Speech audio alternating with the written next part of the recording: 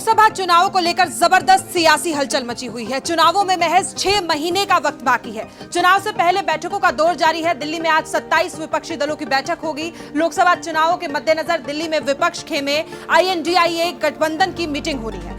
इसी मद्देनजर सोमवार शाम से ही दिल्ली में तमाम विपक्षी दलों के नेताओं के पहुंचने का सिलसिला लगातार जारी है। विपक्षी नेताओं के इस मीटिंग में माना जा रहा है कि आगामी आम चुनावों के मद्देनजर रणनीति और तैयारियों पर चर्चाओं के साथ सीट बंटवारे पर भी चर्चा होगी। इसी के साथ कई और महत्वपूर्ण मुद्दों को सकारात्मक एजेंडा जैसी चीजों को तय करने की भी बातचीत होगी। हाल ही में हुए विधानसभा चुनावों को अगले साल होने वाले लोकसभा चुनाव के मद्देनजर सेमीफाइनल के तौर पर देखा जा रहा है। इसमें कांग्रेस का खराब प्रदर्शन रहा। ऐसे में राष्ट्रीय राजधानी दिल्ली में INDIA की ये बैठक काफी अहम मानी जा रही है। 27 दलों को इस बैठक में पहुंचने का न्योता दिया गया है। इसमें हिंदी भाषी राज्य राजस्थान और छत्तीसगढ़ से कांग्रेस को सत्ता से बाहर होना पड़ा, तो मध्य प्रदेश में बीजेपी ने सत्ता बरकरार रखी। वहीं तेलंगाना में कांग्रेस जीती है। ऐसे में विपक्षी गठबंधन की मीटिंग काफी अहम तरीके से देखी जा रही है। पहले भी सभी दलों ने एक साथ लोकसभा चुनाव लड़ने का संकल्प लिया था, लेकिन गठबंधन के कामकाज के लिए कई कमेटी बनाने का ऐलान भी हुआ था,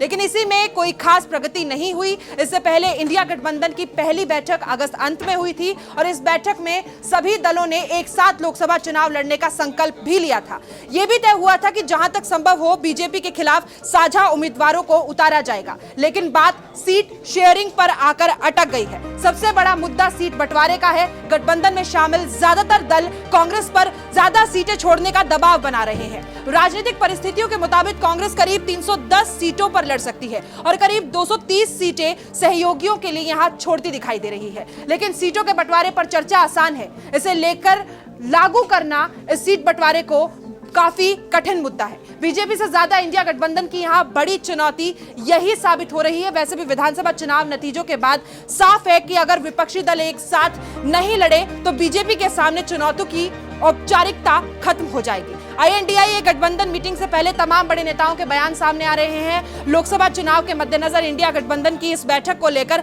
लालू यादव ने कहा है कि सभी दलों के नेता बैठकर 2024 चुनाव के लिए रणनीति पर चर्चा करेंगे। सीट शेयरिंग पर बातचीत होगी, साथ ही सब कमेटियों के गठन को लेकर भी चर्चा की जाएगी। सोमवार को दिल्ली रवाना होने से पहले बिहार के पूर्व CM लालू यादव ने मीडिया से कहा कि हम किसी भी कीमत पर नरेंद्र मोदी को केंद्र में सरकार बनाने की सहमति नहीं देंगे और 2024 के चुनाव में वोटों के बंटवारे को रोकने के लिए हम एक सीट एक उम्मीदवार के फॉर्मूले पर चुनाव लड़ेंगे। उन्होंने दावा किया कि इस बार हम केंद्र में सरकार बनाएंगे।